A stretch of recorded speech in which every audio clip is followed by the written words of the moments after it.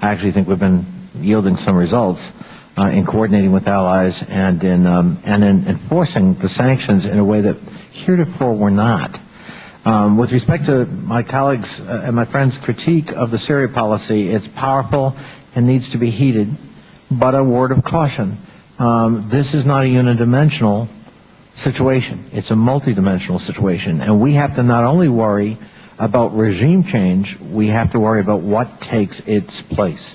And so that's a challenge for American diplomacy, and I think we need to respect that while at the same time expressing our frustration with pace and tone and the words being used that my colleague rightfully criticizes. With that, I yield back.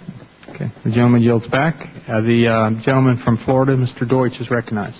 Thank you, Mr. Chairman, and thank you to our witnesses for appearing today. I've long been concerned about the egregious human rights abuses taking place daily in Iran. Several months ago, I introduced bipartisan legislation to require mandatory investigations and impose sanctions on those who aided in the brutal crackdown following the June 2009 election.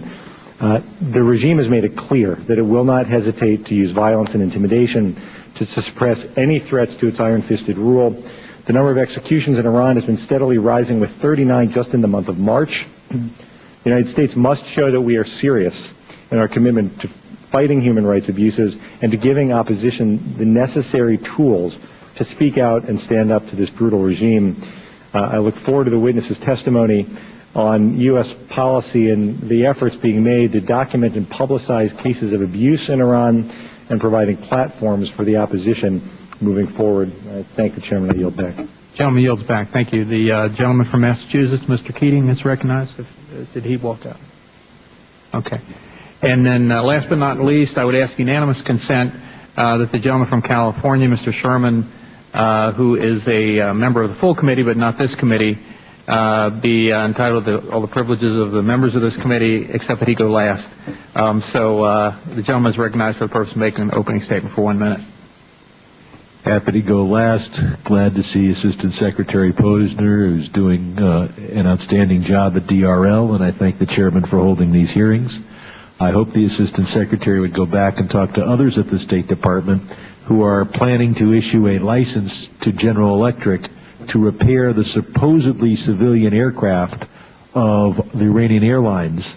These aircraft have been used and will be used to ferry weapons to Iran and then ferry them on to Syria, where Iranian weapons deliveries have already resulted in the deaths of hundreds of brave Syrian people. And I want to talk about the humanitarian crisis faced in Camp Ashraf. I want to commend to the Assistant Secretary's reading and to my colleagues for possible co-sponsorship House Resolution 231. It was introduced by the chairman of the chairwoman of the full committee and myself, and it urges that the United States do everything possible to ensure the physical security and protection of Camp Ashraf residents, noting that as recently as April 8th, Iraqi forces initiated force against the residents of that camp, and apparently there's some 34 people died, 300 were wounded.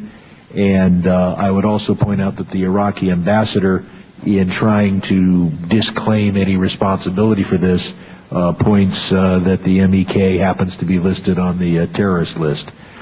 We need to protect the people of Camp Ashraf. I yield back, and I thank the Chairman. The gentleman yields back. Thank you very much. And the Chair would like to note the presence of quite a number of people here relative to the Camp Ashraf issue, and I would just commend those people and their associates for their dedication and relentless commitment to their cause, and it has certainly been noted by many members of the Foreign Affairs Committee over the past weeks and months, and so we would just like to note that for the record, that they have been in attendance time after time after time, and it is duly noted for the record. At this time, I would like to recognize the two members of the panel who will be testifying this afternoon and introduce them. We first have Ambassador Jeffrey Feltman.